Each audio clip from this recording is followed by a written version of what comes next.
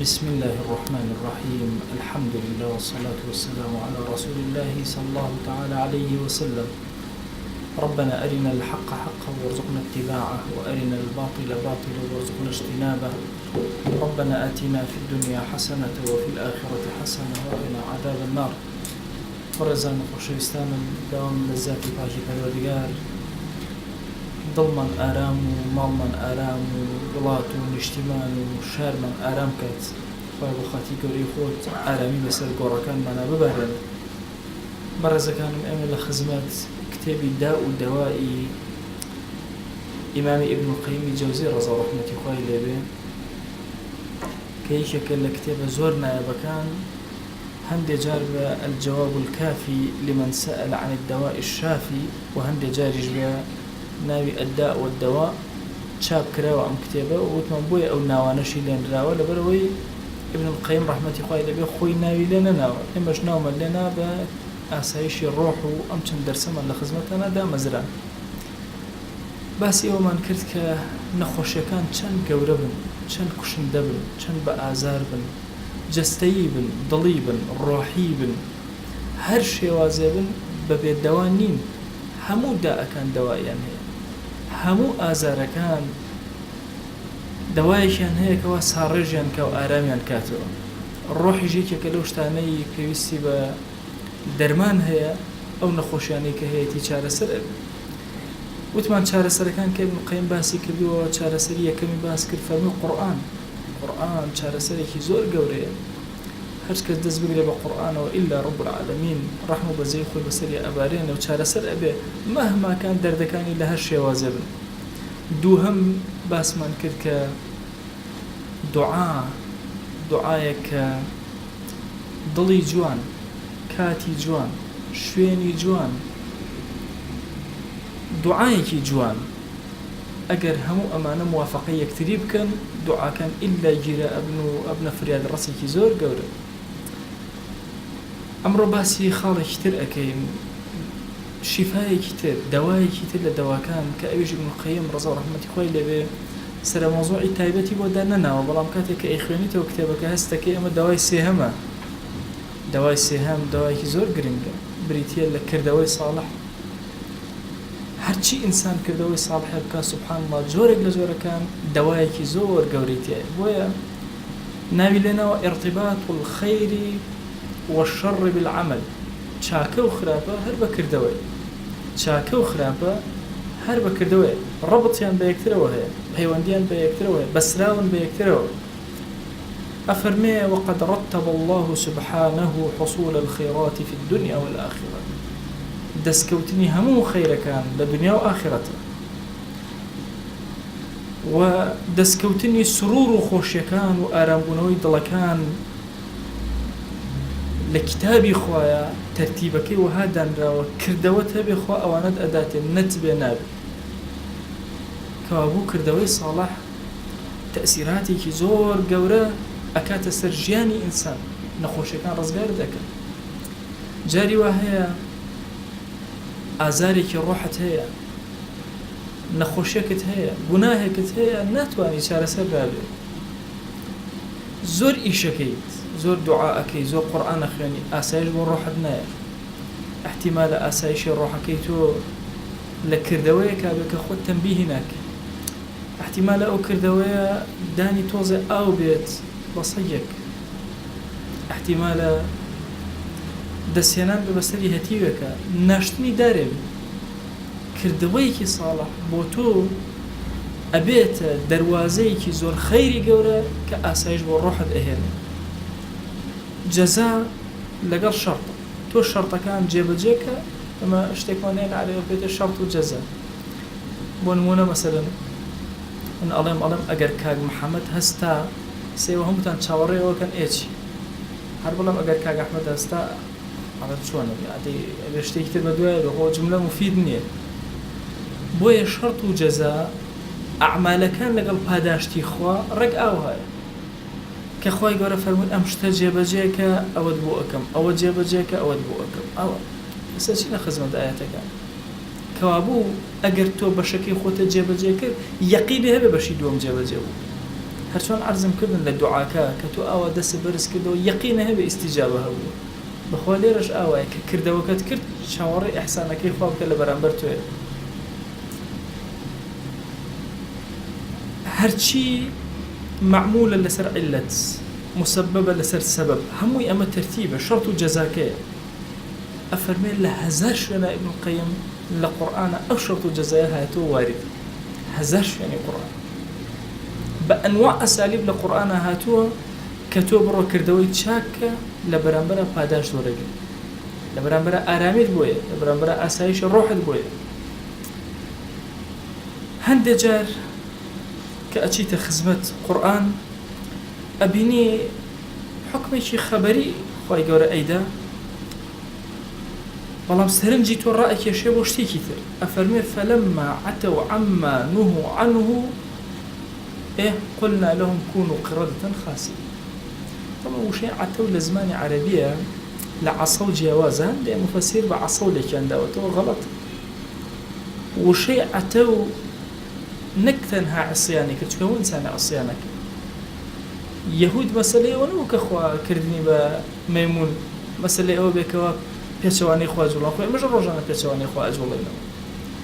عتو شيء زور جوري يعني عصياني خوا يكرب تكبره نشي كردو خوشي بقورة زاني لوتي برس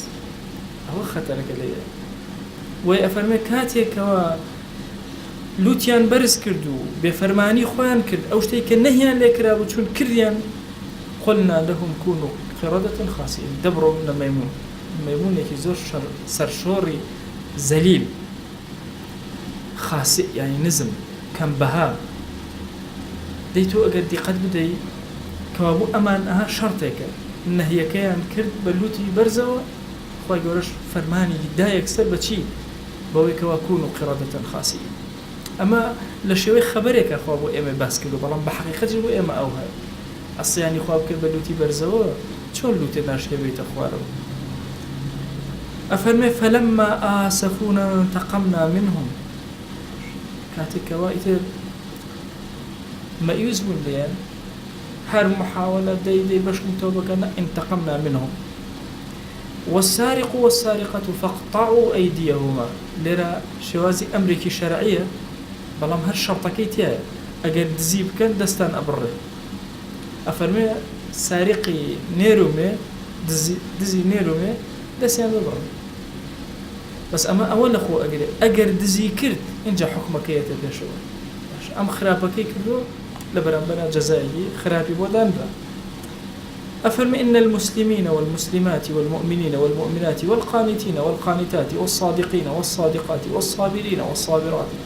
والخاشعين والخاشعات والمتصدقين والمتصدقات والصائمين والصائمات والحافظين فروجهم والحافظات والذاكرين الله كثيرا والذاكرات لدواي همو أمان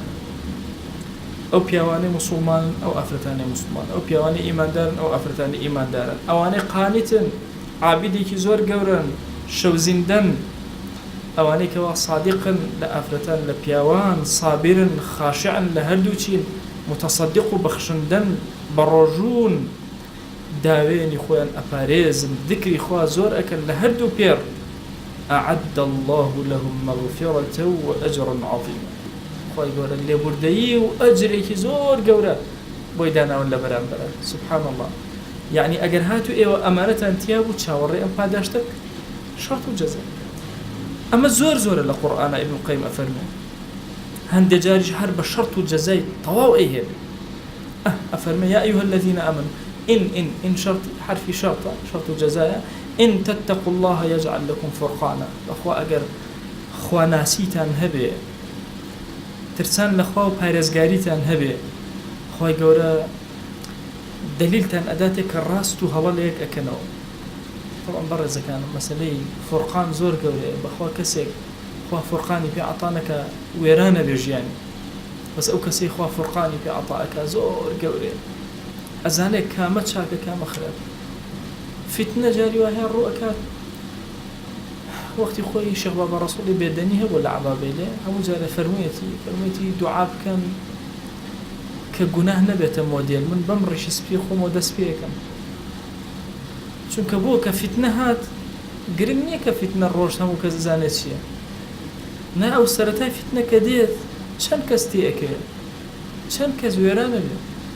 بۆیە ئین تتقوا الله ئەو کەسانی کە ڕازگۆن لەگەڵ خوایە یەجعل لەکم فورقانە والله خوا چاویان ڕۆشن نەکاتەوە حەق و باڵتر لە یەک جیا ئەکەنەوە هەر ئەمەندە ويكفر عنكم سيئاتكم يعني من أجر تقوى إخوة أم عملي صالحة والله عملي ضل التقوى أجر أم عملهم جاب جاكر شيء فرقان مدات شام روشنا كاتب وناسين حق وبطال دو يكفر عنكم سيئاتكم شون كسيك خريكي زرعاته وآوه همو أتوانيك إن جد جوانا كبجير خاكو بهمان شي واسخوای گەورە ئەوە گوناهەکان ئەکاتە ژێرەوە و هەر نەیانهێڵێ هەندێک لە پیاوباشان فەرمویانە کە دوعات کرد ناوی گوناهەکەت مەبە چونکە هەندێک گوناه هەیە خوا لە بیری مەلائیکەشی بردوت مەلائیکانی سەرشانیش لە بیرە نەکوژانوێتیەوە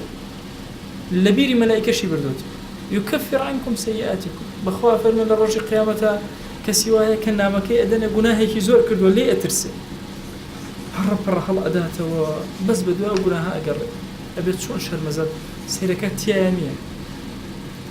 الحەمدولله یە بەدڵێ تۆ بڵێ لە بیریان چوو ئەفەرمێ سوبحان الله خوای گەورە يضعه في كنفه يعني إخاتر شوينك عبدكان نيبين أي شارته ولا عبدكان فيقره بذنوبه إقراري بيك فلانة قناها تكر أي عبد خجالتي خوم پروردگارا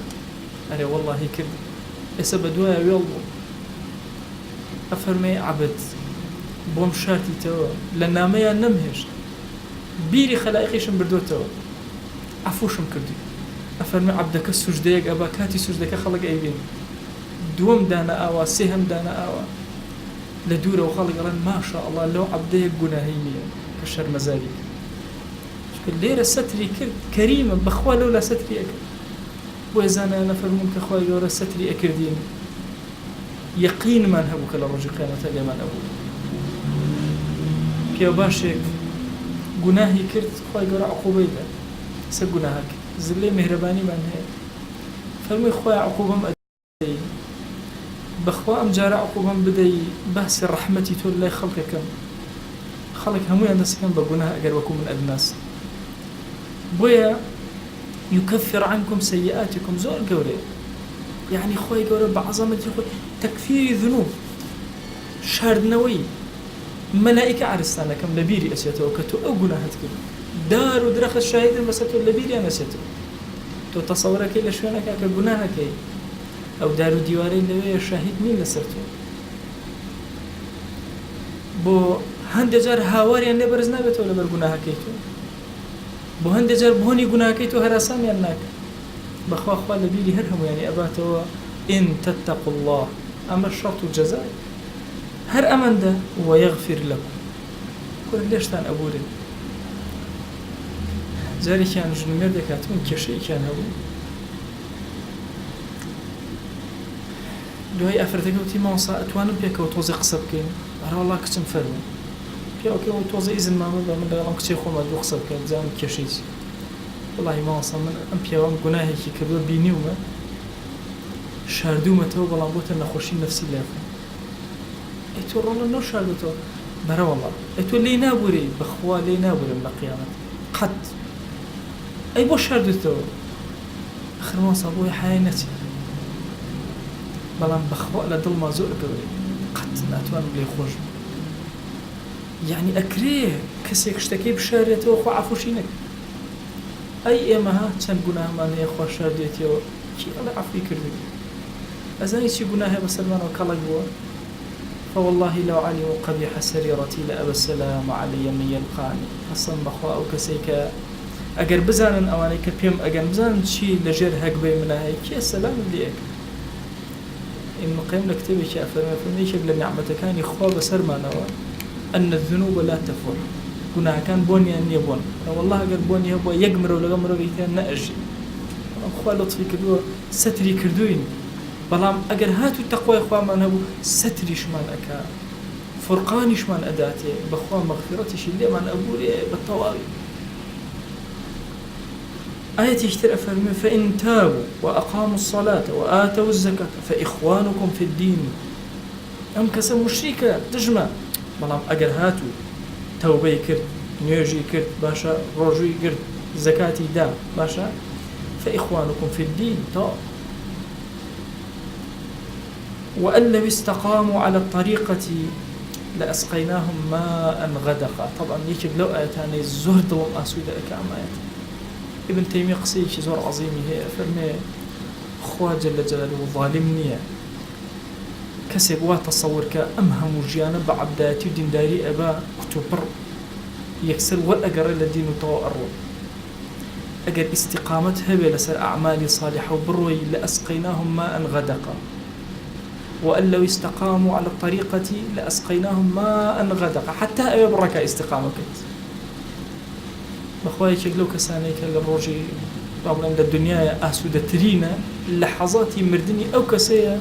إن الذين قالوا ربنا الله ثم استقاموا تتنزل عليهم الملائكة لكوي هلا الدنيا أو سواء كان سريع كاته ولا كاتي سريع ملائكة أبينا مجدي أدنى أن لا تخافوا ولا تحزن حيج نترسي غم نخوي يا قزر غم نخوي كم أسودة أبي جارا أسودة ترين كسي السرزري أو كسي شو هالشي لجيانا أسودة تيامو أروى بس لو لحظة هشتا لسرزري شويني خود وأبشروا بالجنة مجدي بهشتي أدري أفرما أسودة ترين كذا سرزري سعادتي أبي أو كسي ملائكان أبين فاطمة خزاني عمر بن عبد العزيز أكيرته أفرما عمر بن عبد العزيز وصي زور نار حدو الله شو ملاي وصيتي زوري وكردم دوايوتي أي فاطمة بجنب الله كاتي هاتني ميوانا كان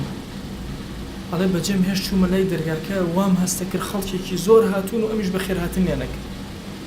وام تصورك دنجم أبيس جملة وغلب غلب قصة أكرا مناقشة أكرا جملة السلام عليكم عمر بن عبد العزيز فرمي له بردنجا كنما مش شرم أكيد دريا كبكمو بأسبايل دريا كما هي الجواب نو ككرد موسيرك عمر وفاتك تتنزل عليهم الملائكة بأشكره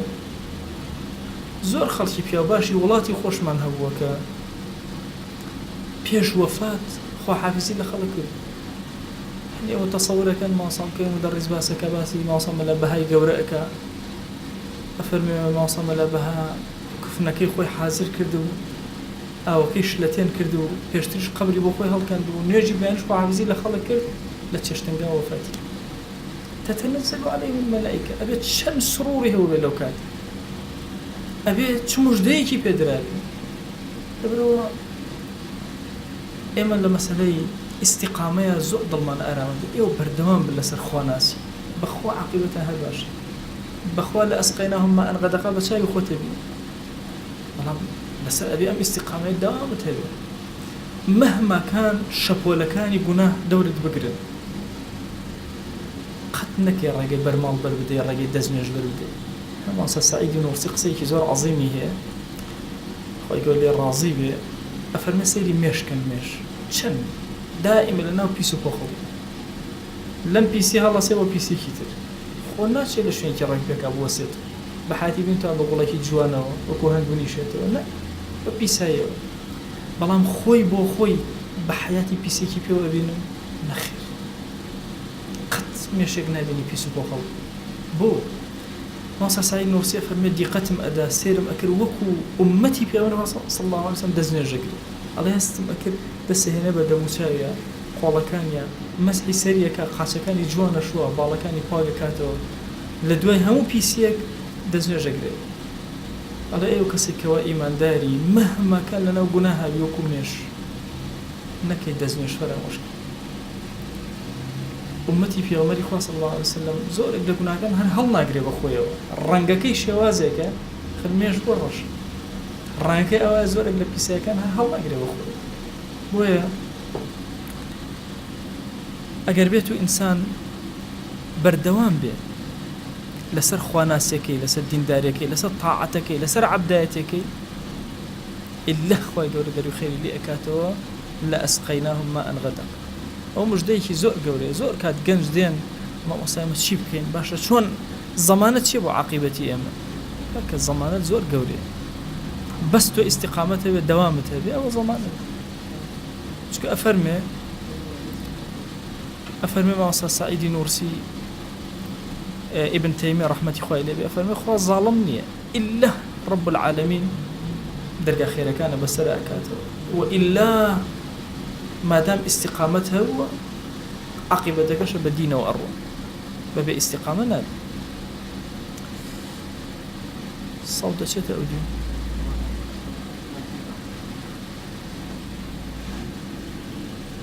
کێشەکەی چیە؟ شەحن وەهمی پێ نەبێت.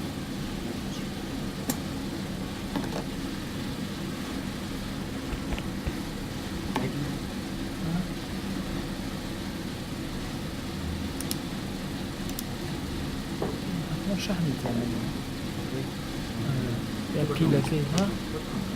یا پیلەکەی شەحنی نەمایەشت دەنگم ئەڕا بۆ ئەو دیوە ڕۆ دەنگم هەیدێ باش هەر دەنگمە بڕای گوێمێر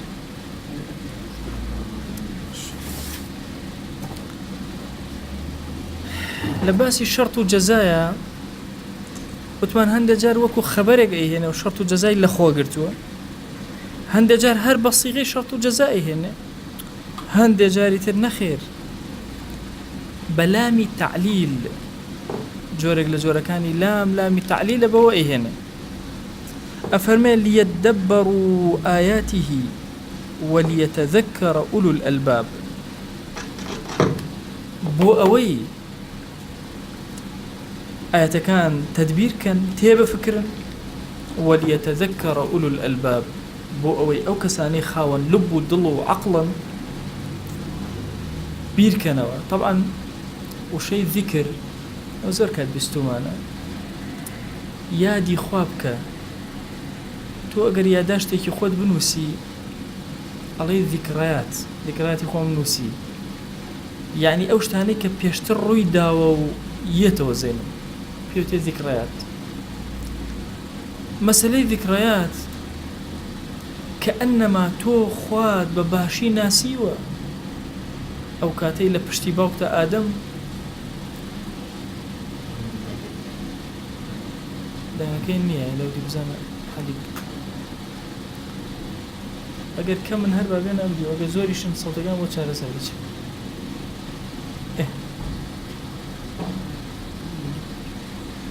جا مەسەلەی ذیکرا یادکردنەوە یادکەوتنەوە ئەوە دەقیقە، چونکە تۆ کە ذیکرایاتی خۆت ئەنووسی بۆچی ئەنووسی بۆی یادە بکەوێتەوە، بۆی بیبینیتەوە جارێکی تر، بۆی تێبفکریتەوە ڕۆژێتر. بۆیە مەسەلەی ذیکریش سڕێکی لەو سڕانە تایە کە ئەنەما تۆ لە ڕەحمی دایکتا خوات باش ناسیوە لە یەومی قالو بەلاوە باش ناسیوتە ئێستا هەر شتەکانی کۆنە بیرت ئەکەوێتەوە لە کاتی ذیکرا. ئەفەرمێ لتەکونوا شوهەداء عەلى الناس ويكون الرسول عليكم شهيدا بۆ ئەوەی ئێوە شاهد بن بەسەر خەڵکەوە و پێغەمبەری خوا صلی الله عليه وسلم شاهد بێ بەسەر ئێوە. هەندێک جار بە ئەداتی کەی ئەیهێنێ ئەویش هەر بۆ تعلیلە کەی لا يكون دولة بين الأغنياء منكم. باسی مەسەلەی زەکاتە واجبێکی زۆر گەورەیە کە هەموو کەسە ئیماندارەکان واجبی ماڵ لەسەر خۆیان لابن. ئێمە دوو جۆر ماڵمان هەیە، ئەموالی خاص و ئەموالی عامە. یەک چین هەبوون کە زەکاتیان نەداوە لە عومری خۆیانە و چینێکیان پێغەمبەران عەلەیهیمو سەڵاتو وەسەلام بۆ زەکاتیان نەداوە. پێغەمبەران عەلەیهیمو سەڵاتو وەسەلام خاوەنی ئەموالی خاصە نەبوون، حتا میراتیان لێ ناگیر. نحن معاشر الأنبیاء لا نورث. کاتی خۆی گەورە فەرمێ بە ئەم ماڵە کۆ نەبێتەوە لای بڕێک لە بینی ئەغنیا، با جوڵە و حەرەکەی ماڵ هەبێ. یەکێک لە جوڵە و حەرەکانی ماڵ و بازرگانی بێتێ لە زەکات کە حەرەکەیەکی زۆر بەقوت ئەگەر لە ڕووی اقتصادی و دیراسە بکرێ حەرەکەیەکی زۆر بەقوت زەکات دەخاتە ناو بازاڕەوە. بۆ ئەو کەسێک کە هیچی بەدەستەوە نیە پارە ئەکەوێتە دەست، پارەکەوێتە دەستی جوڵە ئەکەوێتە ناو بازاڕەوە. هەموو ئەمانە شەرت و جەزان. ئەگەر هاتوو زەکات نەدرا يكون دولة بين الأغنياء لای ئەغنیا و کۆ ئەبێتەوە تەواو خەڵکی فوقەڕا پشتێک هەندێک جار بە بای سەبەبیەت ذلك بما قدمت أيديكم ئەمە بەهۆی ئەوەیە کە خستانە پێشەوە بما كنتم تعلمون بما تعملون بما كنتم تكسبون ذلك بأنهم كانوا يكفرون بآيات الله ديان آياتي أولا قرآن أخنيتوك باي سببيتي تيايا أزاني أقر أم كردوانا أما نتيجة كيتي هند جار مفعولي له مفعول لأجله إيهنه سواء هبي يا نبي فرجل وامرأتان ممن ترضون من الشهداء أن تظل إحداهما فتذكر إحداهما الأخرى أما بابتي نحوية نام يزول لسري بروم أن تظل إحداهما لبيش أنو زور كلامي تعليل حسفك مثلا أفرمي عبس وتولى أن جاءه الأعمى دموشاوي قرش كردو بشتي كردو بو لأن جاءه الأعمى لبر أو يكسشي كيرها ولا لامك اللي محذوفة بيوتري بابلا مفعول لأجله مقدر باشا محذوف يان أفرمي أن تقولوا يوم القيامة إنا كنا عن هذا غافلين بو أوي وانلين للرجي قيامة ليشا لامك محذوفة أن تقولوا إنما أنزل الكتاب على طائفتين من قبلنا هم أنا مفعول لأجلهين مفعول لهون والله لا مكان يعني محذوفة كمحذوفة طبعا ما لمفعول لهو كمال الشروط ما الشروط كان هات دي هالخوي لام حسب كره نامنه بلام شرطة كان نها تدي لام حذف كره جاي سرنجة مرادة أو لام مرادة بوي خوي يقول له أو شو أنا هر مرادة لامك بوي تعليلك بجواني دركي بوي أم وتارة يأتي بفاء السببية عند جار بفاء السببية فكذبوه فعقروها فدمدم عليهم ربهم بذنبهم فسواها أوان بدريان خستوى باشا هاتم سريان بدواي أوا فدمدم عليهم ربهم بذنبهم خواهي قورا بهوي أو باراندي بسريانا باشا بهوي قناها كانيانا فعصوا رسول ربهم فأخذهم أخذة الرابية عصياني پروردگاري خوان پیغمبري خوان كرد فأخذهم أخذة الرابية خواهي قورا قرتني طبعا قرتني خواه جل جلاله وكشتي ترنيه حتى إذا أخذه لم يفلته جارك بابتك مخندو زو سرنجي راكشا وهميشه أو مكلو بنمونه بو أما أجا فقيب همیشه به یکیک منو یخ و خوانو کاده کیچی بردسی کوێر طبعا بیرکەنەوە کێچ کە کەسێکی زیندوو ئیگرە بە چه حاڵێ بۆی کۆنتڕۆڵە بێ ئەواکە ئیبادەیەکە ئەشە قرچ و وەرخۆ بیسووتان دەنگێک ئەڵێ ئەگەر کەوتە بەردەسی کوێر کوێر چی بکات تا ئەوەی ئەکە ئەوەندەی ئەهێنێ و ئەبا لە بینی دەسیە باشە هەپرونی ئەکە سبحان الله طبعا کێچ بەو يعني استل روي علمي تازو بيوتري او كسا او شتاني كوا حجامي طبيعيه كان باش يشق لوانا كيت يشق لوانا كحجامي طبيعيه كان وتلا ميشولا تلا كيت او قوتي خوابه كيتشي داوا بيدا بمروف سرسامتك طبعا نسكتان بينيوا نقبلتي سوره كان رشك ماشا سبحان الله كيت الرقبك أول شوازي كوتني همو جاريش كأكل قد بباني ناكل تسرزي كخوي هلا الرقبة لا سختك يا أكل لا سختك شي زور بقوته قاتش كان شيء نسينا بدوري خوي إيه كيتشي كي بتشيكي أنا هل أواي كر نيومة الخوي برزكات ما تري خوي هلا يا إيه ورا مروف ما سلكي مروف أجر وكو كيج بوا بهذي كان بقوت بوا شلون خوي هلا ليرة بو هولير بعضي شيء ماشا أفرمي طبعا خوي قرا قوتي وأجل كان زور داوا بإنسان ضعيف أو قرقياتي بس يسرجي كي بتشوك أقيرنا هوارك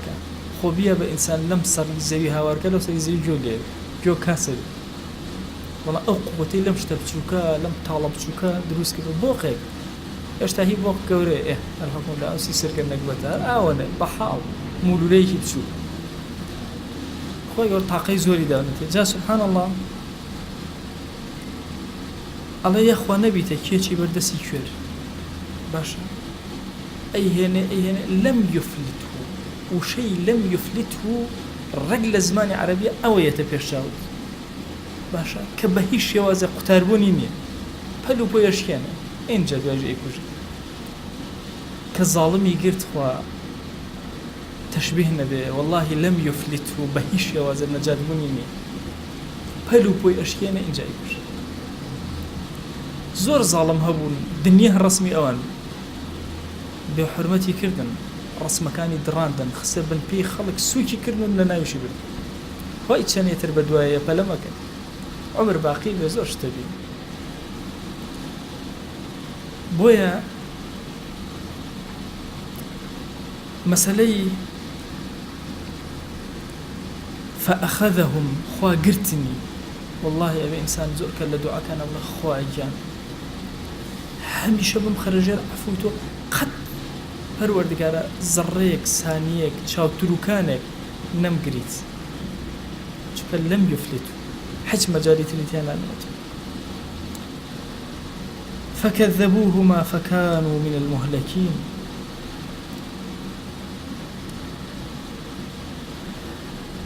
پێغەمبەرانیان عەلەیهیم الصەلاة وەسەلام بە درۆ خستەوە لە هیلاکچۆکان بوون فای سەبەبیە ئەوە جوابەکەی هەندێک جار بە لەمما دێت فلما آسفونا انتقمنا منهم هەندێک جار بە ئینەیەت لەگەڵ ما بعدەکەیە إنهم كانوا يسارعون في الخيرات ئەوان چاکەیان ئەکرد پەلەیان ئەکرد خۆی گەورە ئەیخستنە سەر خێرات إنهم كانوا قوم سوء فأغرقناهم أجمعين قومێکی خراپ بوون نەتیجەکەی فأغرقناهم أجمعين فائی جوابێکە بۆ إنك وتارة يأتي بأداة لولا هەندێک جار بە لەولایە ما بعد ما قبلك ربط أكابيكوا أفرمي فلولا أما لولايا كبكاري يعني ألين أجر أمشتن بما بعدك الرو أدا بلام بوا كوابو ما بعدك الرو ندا فهمت به وهم بها لولا أن رأى برهان ربي رازي أفرمي يك الزرة هم بدل يوسف نهات شو فرموي شي أو تقديم وتأخيرتي لولا أن رأى برهان ربه هم بها أجر برهاني خوي نبي نيا أمش ضلي حركة أكرت طالما يك حركة شي نكرت بوسون كل لولا بكر هنا الله أجر أمن أبوي أو أبو مثلا أجر كهرباء نبرة ملا محمد هالما أسا ماشا كهرباء بالرأي شخص ماشا أجر كهرباء كنا بالرأي أو هلا صار خير هالما أسا كابو ما بعدي لولا أجر رويناداد واتروناد واضحة اللي رجع فرمي شيء أفرمي ليونس عليه السلام فلولا أنه كان من المسبحين كرة أجريك لو أنه سبحان الله زور أكل وتسبيحي زور أكل إلا لبث في بطنه إلى يوم يبعثون لكوا لسكي أو حوتا أما وتاكي تاروجي زندوبونه وتصورنا كان مثلا همو كز لقبره ويتدر وروجي زندوبونه شان كلسكي طيره ويتدر ويا الذهبي أفرمي لبداية ونهاية لا أهوال يوم القيامة أفرمي شيء أفرمي قبلي وهي صدان كزدو يلي قبره يندرو على هندي كسنا لنا خشتك ويندرو خشتك راو بالديوار كان مالي لسبوني أنه كان كس بالي بيو يا نازل ومروفيا كلا مروفيا كان وكو أم أفرمي لو يتدر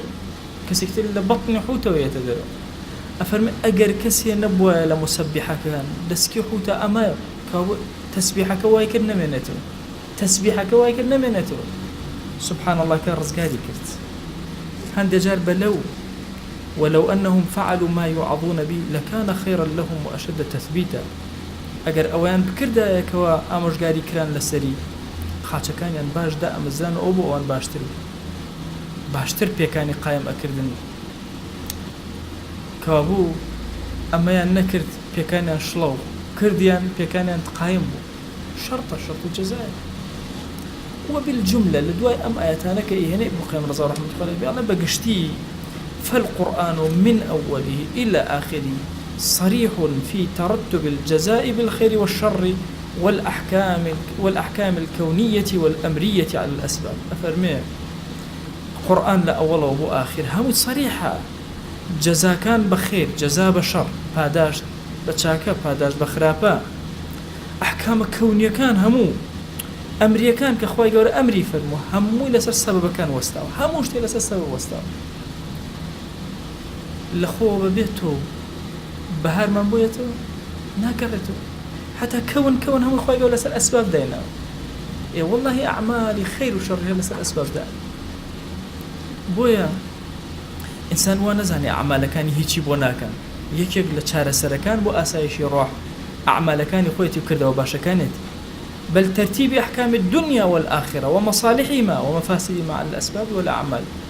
هرشي أحكام الدنيا وآخرة هرشي مصلحة ومفاسدة هموي لسر سبب دامزا ولسر كردوا دامزراو هركز لما جوان تيبقى وجوان جبيري ليبكاتوا انتفع بها غاية النفع زور سودي لي ورقل ولم يتكل على القدر جهلا منه قد بشتي لنا كاتوا بخواب زام قدر شيبون وسيوم مثل هر أواكب لا وعجزا وتفريطا وإضاعة كم كسا عجزة زيادة الروي كردوا شتي لدسخوي داوكاتك وقال أداته والله جاب أخو من قدر أوية تاو يترمن أبي نجولا باشا هيج عملناك على أخوات شيبون وسيوم هر أواكب فيكون توكله عجزا توكلكيه تمليتي توكلنيه عجزكي كناتوانيه توكله بل الفقيه كل الفقه أو كسيك جوان تيجيشتوا يرد القدر بالقدر أو قصص عظيم قدر بقدر رد أكاته يعني شون توبة يعني توشي نأرامي روحت هاتي قناهك تكرت بچي أم قناها أو بكم لكل كمو برو قدري كنوي بين قدرك يترب شره يدفع القدر بالقدر يرد القدر بالقدر شون دعاء نما نوت أو برزبته أما عملك شاكر دعاء قدر رأي أجد دعاء بقوة وبرزي كاتو ناي هلا لا وازج بي حتى دعاءك هي واشي أكاتو مصيبتك لسرت دبخوا كردوش هر أهواي كده كردوي شاكا أي كي يكسر رزقار ذاك وتصور ما بخوا يتر من دسوكيا مشكات تعظم من كوت من أوجناها ودرتون منية ما جودك حاول بدا بقدرك خير قدر الشر كان لخود دور خرو بكردويك باش كردوي خراب لخود دور خرو ويدفع القدر بالقدر بحال بقدر وأنا لا أبا ويعارض القدر بالقدر نكر أوانا معارضتك أم قدر خرابة قدرك باش دبران بريا دأني كابو توي أو كسيكوا إنشاء قدرك طبعا أنا كلمة لو أتي عندك زور بقرستي بك إنشاء قدر إما اختياري كل جزء ما هي طبعا بابتي قدر بابتي كلا بابتي أعلى أجر خوالو طفكات بيوستي تقريبا زي سي مقدمة هي إنجا إنسان لقدرتي أراستانا كان بو دوك كتاب زور إسفادي لي أكن لمسألة قدري مصا سعيد نورسي قدري فتح الله قلم هردو كان أدو كتاب زور نابن وزور زور سودياني ورقن لبابتي قدر أبو تيجيشتن لقدر هميشا لقدر إرادي كل إخوة شوين إرادي جزئي إنسانك باشا پال پشتی إرادي جزئي إنسان إرادي كل إخوة قد بيتشواني يكتر نابنو بو نمونه تو إرادة أو هاي أم أو بين بودم قد نابي روجك لروجان أم إذا إرادي دسي من بيتشوانا بيت خوا من إرادة كم بيب ولا دم خوا إرادة كم شيء ولا لا يشتر مثلا اشتي ويني همو أم اختيار إرادة كليانا شون إرادة إنسانك تو بابتي فكري عقلاني لوجيكي قرصة أما بلام تو دي قد بير كرو بحياتي اشتيكي خود كبريار لسدا بيتشواني تو هالصاوتو اشتكي يستبت جناه بكي قد بوا مثلا أو يستبت الدزبري بو جناه هذا سكننا الرشد بوستابي الروح شون تبي أوا بۆیە ئێرادە کولیەکان شوێن ئێرادە جوزئیەکان ئەکەون ئەگەر یەکێک بەس لەم مەفهومی ئێرادەی کولی و جوزئیە تێبگات زۆرێک لە ئیشکالی قەدەری لە کۆڵەکەیە باشە مادام ئێرادەی کول شوێن ئێرادەی جوزئ ئەکەوێت کەوا بوو اختیار لە لای کێیە اختیار لای مرۆڤ سنتەرێکی زۆر گەورەی لە مەسەلە اختیارە بڕیار ئەدا چاکەکە بڕیار ئەدا خراپەکە بۆ هەردووکیان ئایا ئەتوانێ بیکە بەڵێ بە کولی ئەتوانێ بیکە ئایا ئێرادەی خوا جەل جەلاله لە عسیانە بەرامبەری ئەوەستێتەوە ڕایگرێ نەخێر چونکە اختیارەکەی داوەتە دەستی فمن شاء فليؤمن ومن شاء فليكفر ميلي خويتي إيرا أجري أو لا أجري كيف خويتي بويا ابن القيم ليرا أفرمي شيء أفرمي كره فقيه عاقل وتيجيشتو كل الفقه التواضع هو معناه كاني فقه تيجيشتو به فقه ليرا معناه مثلا كتب فقهية فقيه تيجيشتو لأحكام الشريعة بعقيدة شو كوقت خوي طبعا عقيدة وفقه يكشدوا في شريعة إسلام أجل كتاب شريعة إسلام ملعب كيوم مدرس بخنا ولا والله باسي عقيدة دواتي وباسي فقه هل هو أبو كتاب يكون علماء طبعا سيركي فقيه طو فقيه لما تيجا خوي تسليم ناكا هر أنا أسايشي روحي هبي أشي أسايشي لبنايا داوكت أرامي كاتو بخوا من حرشي أكم ما وصلت شاي وخون بينا يجري شام خماسة شام كير ناكم نو والله كيري مكة كيف تدي كيري أشيب كا شاو كانت كنترول كا بعبادة جارك سيري كرت دو جار سيري كرت سي جار سيري كتشيكي كرت جاري شوارم بيري كتو استغفر الله يا رب ومن خليكي تشي لا إيما بيولا التي وتشاو تشنوكا وخليكي تشي باشا صفر لا إيما أي لا إخوة أجر نو جار سيركا نو جار يك جار شاوكاني قلت كاميان قولت لله يك جارك على الأقل بدوي نسرة ولو قرسترة ويا سرخسي قصيشي زور عظيمة أفرمي شقي كي شقي على من غلبت آحاد سيئاته على عشرات حسناته تاك تاكي قناها كاني بسر ددي شاك كان يا زور تربي إنجا الشقي باشا يعني شون يعني الرجانا يقدر تشاوي قرتوا ينزجر هاتوا تشاوي نقرتوا إنجا بيوت الشقي أقل نظر أسيريك خرابيك باش يقدر هاتوا خوي كنترول كردوا ينزجر لا كيتري قرص ئێواران کە کردەوەکان ئەپێوی چۆنیان ئەپێوی بە یاسای خۆیان بە یاسای خۆی بە یاسای خۆم بێ کابرا شەو ڕۆژ لە مزگەوت تاکەوتۆ خەریکی خواناسی و تاعەت و دینداریە بەخوا کاکە نوێژ لە پشتیۆ ناکەن کاکە بۆ خاتیەوە بۆ نوێژ لە پشتیۆ ناکەن بەخوا بینیم غەیبەتێک والله خۆ غەیبەت حەق الله حەق الناسە کێڵە کابرا عەفوی ناکە و خۆش عەفویەکە و لێ ئەبورێ أي يشي كتير والله كاكا نجد دوي فلان كسرنا بو والله قنوتي بيان يخلنا كل النقبة تو خليه شيء ورا سيري أم كسبة بيوري خواب بيو بزانا شان قرصة بوي إما دائما خلقي إسلامي لقرصانا خرج ببتشوك سيرك شو بيوري خوانا بيو دائما بيمان واي يشي جناهي أكتاب وزين تروي وهاني مهما كان لجناها جوزابي أدي هل صنقال نكي بو أكم زانم شونا سير كم عشرات حسنات هو لكوية أحادي سيئاتي شنبتوك بخوا خسم جاري ويا مسلماني كي باشا بيني زور خواناس شاك كم الله هلاي هي خو مروفة يعني سير كي حياة أبا سيركم الله هلا بتوك أي إحسان كاني أوهم شاك النابي ناخرا ليتون أبد بوي براسي أو بيسي بتشارسلي كي زور قولها لفكري إما بيسي إشكردن هي تاوك أو قرانكاري وسرابين بويا كردستان سبحان الله إيش الجورة من بينا كري إيش هم ببركته بتشوف هما إتل الرخلاء كوا يجري ما شاء الله لكن مسلمان كوا سريعا كده لفكرة كوا يجري مرجني أخو إلى الرخلاء كي منظم إيش شو أركان المسلمان جاري وهي إيش الرخلاء وحزبه كان وخوش ما قلنا السياسي من هر سياسة دفعنا سياسة بريتيل رخصني أمري مسلمان هر كسي بيك هر سياستي كده زور كات يعني مفهوم كيف يعني بس حزب سياستك غلط حاڵچی فکر هەیە لەسەر زەویە لەسەر سیاسەتدا ئەمەز بەڵام ئایا بۆ ناتوانین پێکەوە بین هۆکارەکەی چییە؟ چونکە ئێمە ئاحادی سەیئاتە بێنین عەشەڕاتی حەسەنات کوێرین لە ئاسیا نامان لەبێ ئەسڵەن هەمانە لەوە ئەچێ 99 خاڵی جوانی هەیە یەک دانێ خراپی هەمووان بەو دانەوە ئەنیشینەوە چاوی هەنگیمان نییە چاوی مێشیمان هەیە بەس خراپەیە بێت چاکە نابین بۆیە کاتێک کە ئەڵێن قەدەر بە قەدەر ڕەت کاتەوە خراپەیەکم کردووە جاءت محاسنه بألف شفيع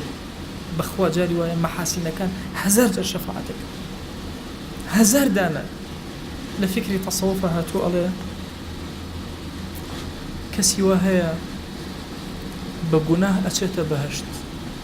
کەسی واش هەیە بە چاکە ئەچێتە دۆزەخ چۆن؟ ئاخر گوناهێکی کردووە ئەوەندەی شەفیع هێناوە ئەوەندەی شەفیع ئەوەندە گریاوە ئەوەندەی تەوبە کردووە هەر ئەم گوناهەوەتە سەبەبی خێر بووی ئەوەندەی مەحاسین بەدوایە هێناوە چاکەیەکی کردووە ئەوەندە خۆی لێبایی بوو ئەوەندەی باس کردووە ئەوەندەی وتوێتەوە سەفر بووەتەوە هەر نەماوە نامەی ئەعمالیە چاکە نەم بۆیە بەڕاستی کەسی ئیماندار ئەبێ زۆر بە وریایی لەگەڵ ئەم مەسەلە تەعامڵکە لەگەڵ کردەوە هەمیشە لە مەڵاسی ئەوە بێت کردەوە بەسەر گوناهەوە خێرە کاتە ڕەت نەچی بڵێ تازە من گوناهبارم نایکەم نە ئاسایشی ڕۆح لێەوە دەست پێک پەلامار بدە جێبەجێ ئای چەند کەس هەیە کە گوناهە کات و دوای گوناهەکە دائەنیشێ فرمێسەکانی ئەبارێن ئەزان ئەمە چەند گەورەیە لەوە چیەکێ لەم قەتڕانە لای خواتەوە ڕزگاری کردو زۆر مقابلەی ئەو ئافرەتانەم ئەخوێندەوە کە داوێن پیسیان کرد و حەزم ئەکرد بزانم بە کارەکەی خۆیان چەندێس مرتاحن هەمیشە حیاتی ئەوانم خوێندوێتەوە مقابلەکانیشم خوێندوونەتەوە لە ژیانی خۆمە بەس بۆی بزانم ئایا چەندێ ئاسوودەن تەوا کەسم نەبینیەوە ئاسوودەن ئیلا لە گۆڤاری ستاندەر جارێک مەقالێکم خوێندەوە ئافرەتێ زۆر بە مۆسەیتری باسی مەسەلەی خۆی و بە هەموو ئافرەتان بن ئەم کارەکەن زۆر باشە چی لە ئەخیری مقابلەکە ئەو کەسێ مقابلەی لەگەڵاکە ئەڵێ ئایا تۆ مرتاحی بەم کار حەز ناکەی ئێستا دایکێک بوویتایە بۆ خۆت دانیشتیتایە خزمەتی منداڵەکانە کردە ئەڵێ دەستی کرد بە گریانەتی خوا ئەو کەسە بەگرێکە منی توش کرد لە ئەوڵەوە کە خوێنمەوە زۆر مۆسەیتر بوو بەس ئەوم بینی بەڵام لە دوایە ئەویشی سەیتەرێکم تیان نەبینی بۆیە هی لوبنانیەکانم خوێندەوە باسی کوردەکەن کورد ئەڵێن ئێمە زۆر سێرە بەلامانەوە کەسی کورد کە زینا ئەکە ئەگریە دوایی ئەگریە زۆر ئەگری ئایا کورد هەروان یەکێک لەفران پرسیارەکە ئایا کورد هەروایە کە ئایا سەرجەوی جیماعی کرد ئەگریە نازانێ ئەوە گریانی ناخ و پەشیمانی یان ئەو کەسانەی کە تووشی کاری خراپە بن هەمیشە زۆر کات ئەوە بووە دوای کەسە نێرینەکە لە ئافرەتەکەی داوە لە دوای ئەوەی کە کارەکە تەواو بوو لێ داوە بۆچی هەستی کردو ئەمە سەبەبی شەڕەکەیە وای زانیوە بەو قوتاری ئەبێ یان گریاوە پەشیمان بۆتەوە بۆیە ئینسان لەناو گەرمەی گوناها گوێی لێیە حەی عەلە الصەلا دەست لە گوناهەکە هەڵگرە بچوو ئاسایشی ڕۆح لەناو کردەوەی چاکە بەخوا لەکوێ